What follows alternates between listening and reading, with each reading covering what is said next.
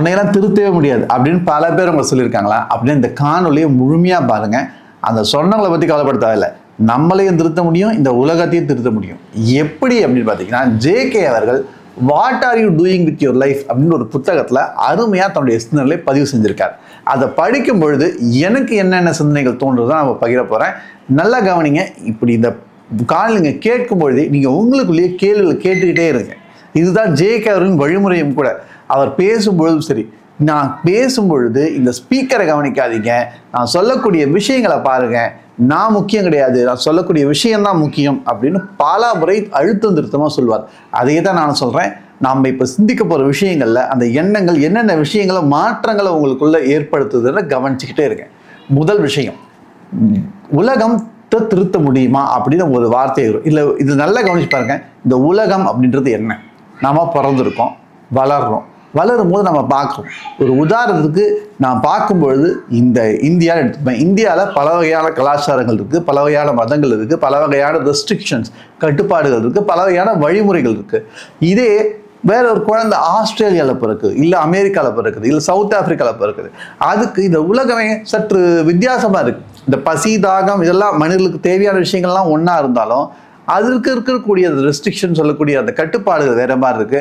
அந்த கான்சியஸ்னு சொல்லக்கூடிய அந்த அமைப்பே கொஞ்சம் மாறுபடுது. எப்படி மாறுபடுதுன்னா, அவங்க பழகும் விதம், அவங்க நடந்துக்கிற விதம் எல்லாமே கொஞ்சம் மாறுபடுது.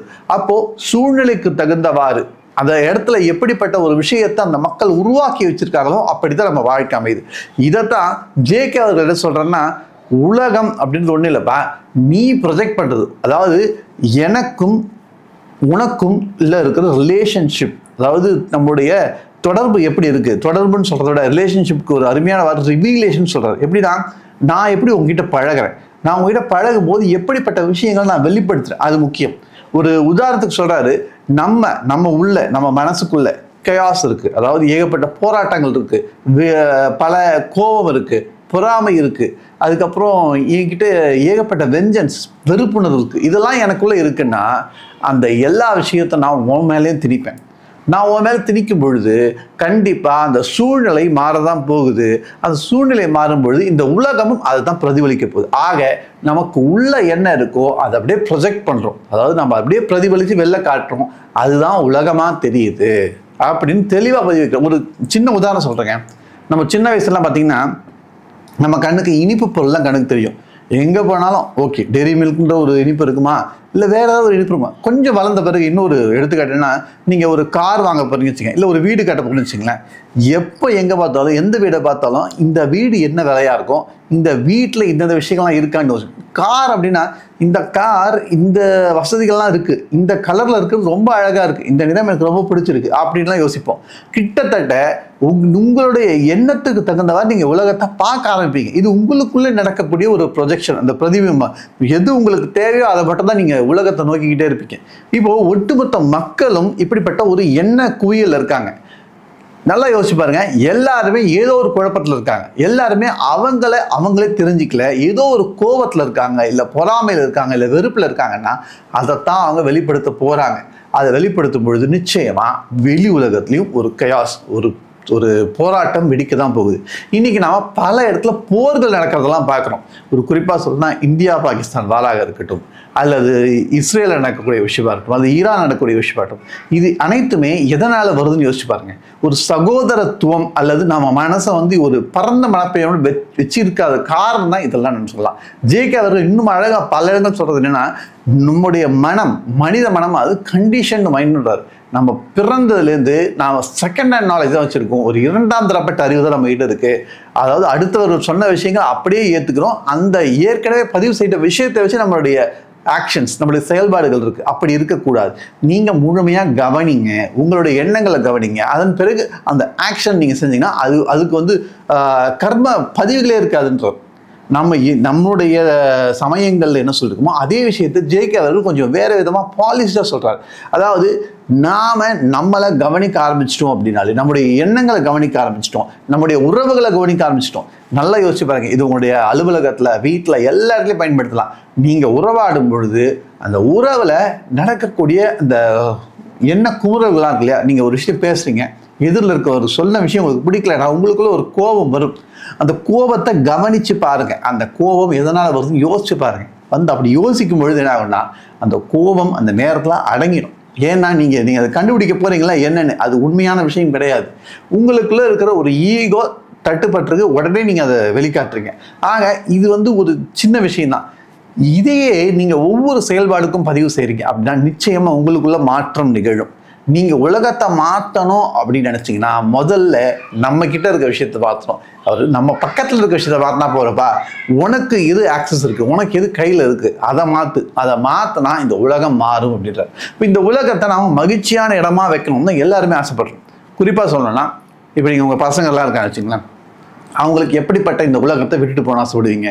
ஒரு மகிழ்ச்சியான உலகமா, யாரும் எப்பொழுதும் சண்டை போடாத உலகமா, எந்த ஒரு குறையும் இல்லாத உலகமா, எப்பொழுதுமே எல்லா நேரமும் மகிழ்ச்சியாக இருக்கணும். இது மட்டும் தாங்க ஒவ்வொரு உயிருக்கும் ஆசை, மகிழ்ச்சியாக இருக்கணும். ஆனால் அது செய்யாமல் நாம் எதேதோ செஞ்சு கஷ்டப்பட்டு நமக்கு நாமே வினையை தேடி வச்சுக்கிட்டு எனக்கு அது சரியில்லை இது சரியில்லை நாம் கஷ்டப்பட்டுட்டோம். இப்படி கஷ்டப்படுறதுக்கு காரணம் நாம் யாருன்னு நாம் தெரிஞ்சிக்காமல் இருக்கிறது தான். ஒருவேளை நாம் யாருன்னு நாம் தெரிஞ்சுக்கிட்டோம், நம்ம சந்ததிகளுக்கு நாம் யார், இந்த உயிர் எதுக்காக வந்திருக்கு, என்னென்ன பண்ணுது எல்லாத்தையும் நம்ம தெளிவுபடுத்திட்டோம்னா இந்த உலகம் சொர்க்கமாக மாறிவிடும். ஆனால் நாம் அறியாமையில் இருக்கோம், என்ன பண்ணுறோன்னு புரியல, தவறான விஷயங்களில் ஈடுபடுறோம் அப்படின்னா அந்த நேரத்தில் தான் நிச்சயமாக அந்த இடத்துல ஒரு பெரிய பிரச்சனை வெடிக்குது. அதுக்கான காரணம் நான் தான். நம்ம கிட்ட மாற்றம் கொண்டால் தான் இந்த உலகம் மாறும் அப்படின்ற விஷயத்தை ஜேகே அவர்கள் அழகாக தெரிவிக்கிறார். இதே விஷயத்தை நம்முடைய ஞானிகளும் சொல்கிறாங்க. தீதும் நன்றும் பிறர் தர வாரா. அதே விஷயத்தான் நம்முடைய சைவ சமயம் சொல்லுது, உன்னுடைய வினைக்கு நீ தான் காரணம். இப்படி எல்லாத்தையும் நம்ம இந்த பாயிண்ட்ஸ் எல்லாம் நம்ம கனெக்ட் பண்ணிக்கிட்டே வரணும். கனெக்ட் பண்ணால் எல்லா ஞானிகளையும் ஒரே விஷயம் தாங்க சொல்ல வராங்க. அந்த ஒரு விஷயத்தை நம்ம புரிஞ்சுக்கிட்டோம் அப்படின்னா இந்த உலகம் மாறும். இந்த உலகம் மாறும் சொல்லிட்டு நாம மாறிட்டா போகிறோம், இந்த உலகம் மாறிடும். அதனால தான் சொல்லுவாங்க, ஒரு இடம் இருக்குன்னா அந்த இடத்துல ஒரு ஞானி வந்தால் போகிறோம். அந்த ஞானி பல ஞானவான்களுக்கு ஒரு துணை புரிவோம், அந்த இடமே மாறிடும், அந்த இடத்தின் தன்மை மாறும். அதனால தான் ஞானவான்கள் இருக்கக்கூடிய இடம் நம்முடைய இந்தியாவை பொறுத்த வரைக்கும், நம்முடைய பாரத தேசம் ஞானவான்கள் தரக்கூடிய இடம். கிட்டத்தட்ட ஜப்பான் நாட்டு மக்கள்லாம் இந்தியாவை பார்த்து சொர்க்க பூமின்னு நினைக்கிறாங்க. சைனாவுக்கும் இது சொர்க்கம். எல்லாருக்குமே இந்தியாவை பொறுத்த வரைக்கும் ஞானத்தில் தலைமை வைக்கக்கூடிய இடத்துல இருந்திருக்கும். அதுக்கான காரணம் நம்முடைய சமயங்கள் தான். நம்முடைய சமயத்தில் இருக்கக்கூடிய வழிபாடுகள், நம்ம சமயத்தில் இருக்க ஒழுக்க நெறிமுறைகள். நீங்கள் நம்முடைய சைவ சமயத்தில் தான் இருக்க ஒழுக்க நெறிமுறை, நம்முடைய கோவில் வழிபாடு, நம்முடைய சைவ திருமுறைகள், நம்முடைய சைவ ஆகமங்கள், வேதங்கள் எல்லாத்தையும் எடுத்திங்கன்னா ஒழுக்கம் வாழ்க்கையை வழிமுறையை எப்படி ஒரு வழிமுறையை கொண்டு போகிறது, வாழ்க்கையை எப்படி நெறிப்படி வாழ்றது, இதுதாங்க. இதை தவிர வேற எந்த விஷயமே சொல்ல. இந்த நெறிமுறைப்படி நாம் இருந்துட்டோம் அப்படின்னா நமக்கு எந்த பிரச்சனையுமே இல்லை. எந்த இடத்துல நாம் நெறி தவறி போகிறோம் அப்படின்னா அந்த இடத்துல கண்டிப்பாக ஒரு பிரச்சனை வரப்போகுது. அந்த பிரச்சனையை நாம் சமாளிக்கிறதுக்கு நம்ம டான்ஸ் ஆடி தான் ஆகணும். அப்படிப்பட்ட ஆட்டெல்லாம் நான் ஆட போகிறதுலப்பா, நான் நிம்மதியாக இருக்கணும் அப்படின்னா நாம் இந்த நெறிமுறைப்படி வாழணும். அது வாழறதுக்கு முதல் விஷயம் நாம் யாருன்னு தெரிஞ்சுக்கிட்டோம், நம்முடைய எண்ணங்களை கவனிக்க இருப்போம்.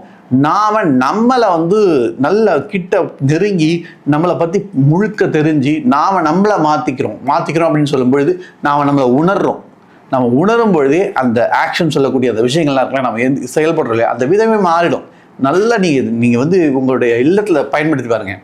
நீங்கள் அடிக்கடி கோபப்படும் நபராக இருக்கலாம், அல்லது அடிக்கடி அந்த பொறாமை போன்ற குணங்கள் உங்களுடைய அலுவலகத்தில் இருக்கலாம், அல்லது கோபம் இருக்கலாம். இதெல்லாமே எந்த நேரத்தில் வருதோ அது யாருக்கு வருது, எங்கே வருது அப்படின்னு ஒரு நிமிஷம் அந்த உடனடியாக நீங்கள் ரெஸ்பான்ஸ் கொடுக்காம, பதிலடி கொடுக்காம உள்ளுக்குள்ளேயே பாருங்கள். கண்டிப்பாக உங்களுக்கான அந்த அறிவு கிடைக்கும். அந்த அறிவு கிடைச்சதுனால நீங்கள் அப்படி செயல்பட மாட்டீங்க. ஆக நாம் மிகப்பெரிய அறிவாளியாக மாற வேண்டும் அப்படின்னா நம்மளே கவனிச்சாகணும். அறிவாளி எதுக்காக மாறணும் அப்படின்னு இன்னொரு கேள்வி கேட்டிங்கன்னா, அதுக்கு நம்ம சூழ்நிலை மகிழ்ச்சியாக இருக்கணும், அதுக்காக நாம் அறிவாளியாக இருக்கணும். நான் அடுத்தவன அறிவாளி இருக்கல, நான் என்ன மாதிரி இருந்தால் போகிறோம். இதையும் ஜெய்கார்கள் சொல்கிறாரு. ஒரு அருமையான காணொலி, ஒரு குழந்தைகிட்ட சொல்கிறாரு, எப்பொழுதுமே உன்னை நீ அடுத்தவனோட ஒப்பீடு செய்யாத அப்படின்றாரு. எதுக்காக ஒப்பீடு செய்கிற அப்படின்னு கேட்டால் அந்த மாணவன் சொல்கிறேன், நான் அவனோட பெட்டராக இருக்கேன்னு பார்க்குறதுக்கு. அவருடைய சரி பெட்டராக இருக்குன்னு பார்க்குறேன், பார்த்தவரை என்ன நடக்குது, நீ உன்னுடைய தரத்தை தாழ்த்திக்கிற, நீ உனக்குன்னு ஒரு தனித்தன்மை இருக்குது. ஆக உன்னை மற்றவர்கள் ஒப்பீடு செய்து உன்னுடைய ஆசிரியரை கூட அனுமதிக்காத. நீ தனித்தன்மையானவன், நீ உன் வாழ்க்கையை வாழு. நீ ஒன்றை மற்றவங்களோட ஒப்பிட்டு அதுக்கு பிறகு நான் கொஞ்சம் குறைவாக இருக்கேன்னு சொல்லிட்டு நான் அதுவாக மாறணும் இதுவாக மாறணும் முயற்சி செய்ய இது ஒரு வகையான ஒரு டென்ஷன், ஒரு ஈர்ப்பு, ஒரு இதுவை உருவாக்குது இல்லையா? எப்பொழுதுமே நம்ம இதையோ நோக்கி ஓடிக்கிட்டு இருக்கோம், எப்பொழுதுமே எதையோ பார்த்து பண்ணிக்கிட்டு இருக்கோம், ஏதோ ஒரு வேலை செஞ்சுக்கிட்டு இருக்கோம். எந்தக்காக ஓடுறோம், ஏன் ஓடுறோம் தெரியாமல் ஓடிக்கிட்டு இருக்கோம். அதுக்கான காரணம் என்னன்னா நம்மளை அறியாதுதான். நம்மை அறிந்து கொண்டால் நிச்சயமாக நாம் ஏன் ஓடுகிறோம், எதற்காக ஓடுறோம்லாம் புரிஞ்சிடும். சில பேர் ஓட்டத்தை நிறுத்திட்டு வேடிக்கை பார்க்க ஆரம்பிச்சிருவாங்க. வேடிக்கை பார்க்க ஆரம்பித்தவங்களாம் ஞானி, ஓடிக்கிட்டு இருக்கவங்களாம் நாம தான். ஆக நாம் ஓடணுமா இல்லை வேடிக்கை பார்க்கணுமா? வேடிக்கை பார்க்கறதுனா எந்தவித ஆக்ஷனுமே எல்லாம் வேடிக்கை பார்க்கல. நீங்கள் வேலை செய்வீங்க, பணம் சம்பாதிக்க மாட்டேங்க கிடையாது, பணம் சம்பாதிப்பீங்க, நீங்கள் சில விஷயங்கள் செய்வீங்க. ஆனால் இதற்கெல்லாம் நான் பொறுப்பல்ல, ஒரு சக்தி என்ன நடத்துதுன்னு ஒரு விஷயத்தை புரிஞ்சுக்கிட்டு செய்வீங்க. நீங்கள் விவேகானந்தருடைய பல கட்டுரைகளில் இந்த விஷயம் பதிவு பண்ணியிருக்கார். அதாவது நான் பணம் சம்பாதிக்கணும்னு சொல்லப்பா, பணம் சம்பாதி, நீ என்னென்ன அந்த பணத்தை சம்பாதிக்கும் பொழுது ஒன்று புரிஞ்சுக்கும், இதுக்கெல்லாம் நான் ஓனர்ஷிப் கிடையாது, ஓனர் கிடையாது, இதெல்லாம் நான் கையாளுறேன் அப்படின்னு ஒரு எண்ணத்தில் நான் உனக்கு அதுலேருந்து வரக்கூடிய கஷ்டங்கள் இல்லாமல் இருக்கும். ஆக இதைத்தான் நான் பிடிச்சிக்கணும். ஆக இந்த விஷயங்கள் என்ன வச்சுக்கோங்க, இந்த உலகம் மாறணும் அப்படின்னா நாம் மாறணும்.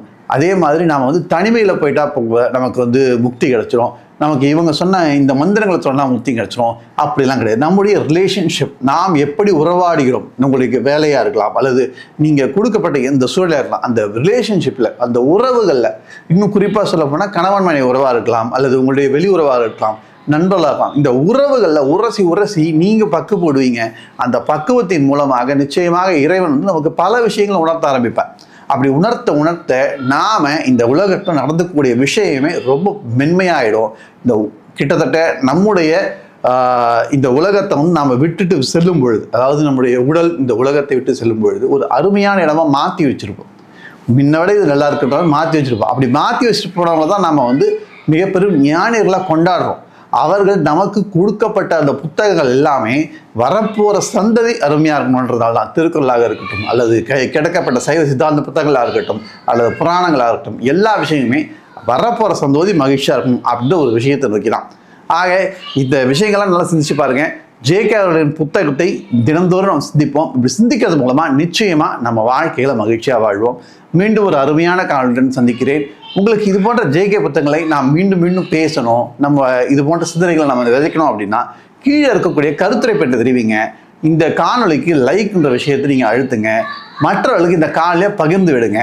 அவன் ஜே.கே. அவர்களின் சிந்தனையையும் what are you doing with your life என்ற இந்த புத்தகத்தில் இருக்கக்கூடிய சில அருமையான விஷயங்களையும் தினந்தோறும் சிந்திப்போம்.